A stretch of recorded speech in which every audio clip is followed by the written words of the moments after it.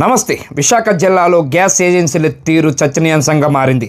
మళ్ళీ రెచ్చిపోతున్న గ్యాస్ ఏజెన్సీలు. Sanjay gas agency నిర్వాహకు ఒక్కసారి స్క్రీన్ మీద మనం చూడొచ్చు.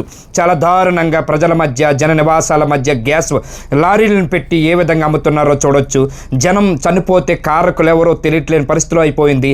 సంజయ్ గ్యాస్ ఏజెన్సీ పైన చర్యలు తీసుకోవాలని డిమాండ్ పెరుగుతున్నది. ఓ పక్క డిఎస్ఓ అధికారులతో పాటు జిల్లా జాయింట్ కలెక్టర్ కూడా దీని మీద జీవో కూడా ఇచ్చారు, హెచ్చరిక జారీ చేశారు. ఎట్టి పరిస్థితుల్లో రోడ్డు పైన, రోడ్డు పక్కన ఎక్కడ కూడా లారీలు పెట్టవద్దని కూడా చెప్పారు. గ్యాస్ లారీలు పెడితే ఉపేక్షించేది లేదని చెప్పి ప్రభుత్వం హెచ్చరిక జారీ చేసిన ఈరోజు ప్రభుత్వానికి వ్యతిరేకంగా వెళుతున్న గ్యాస్ ఏజెన్సీల తీరుపై చర్యలు ఏంటో తెలియట్లేదని అంటున్నారు.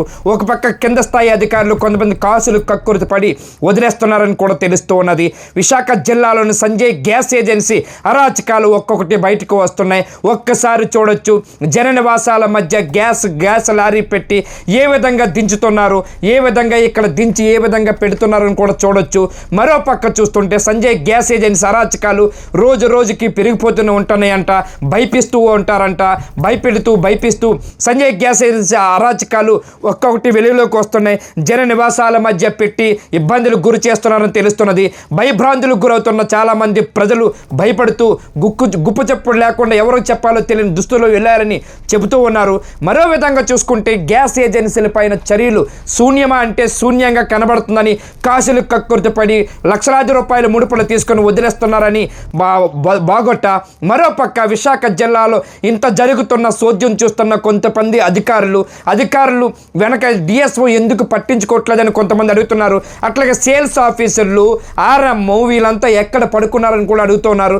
మరోపక్క చూసుకుంటే గ్యాస్ ఏజెన్సీలు పూర్తిగా తొంగలో తొక్కుతూ ఏదైతే ఉన్న జీవోలను కూడా తొంగలో తొక్కుతూ వెళ్తున్నాయంటే వీళ్ళ అరాచకాలు ఎంతవరకు ఉన్నాయో అర్థం చేసుకోవచ్చు.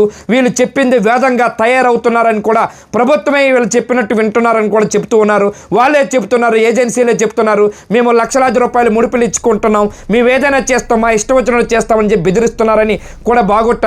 ఇవన్నీ బయటకు వస్తున్నాయి. ఇదేం జరిగినా ఇట్లాంటి అరాచకాలని ప్రభుత్వం వెంటనే దీని మీద స్పందించాలి. ప్రభుత్వం వెంటనే స్పందించి ఇట్లాంటి ఏజెన్సీల పైన చర్యలు తీసుకోవాలి. ఎట్టి పరిస్థితుల్లో కూడా గ్యాస్ ఏజెన్సీల నిర్వాహకం వల్ల ప్రాణాలు కోల్పోయే ప్రమాదం ఉన్నది. ఇప్పటికే చాలామంది భయభ్రాంతులకు గురవుతున్నారు. అదేంటో ఒక్కసారి మీరు మళ్ళీ ప్రభుత్వం ఒక్కసారి దీని మీద చర్యలు తీసుకొని జల్లెడ పడితే బాగుంటుందని ప్రజలు కూడా అడుగుతూ ఉన్నారు. Thank you.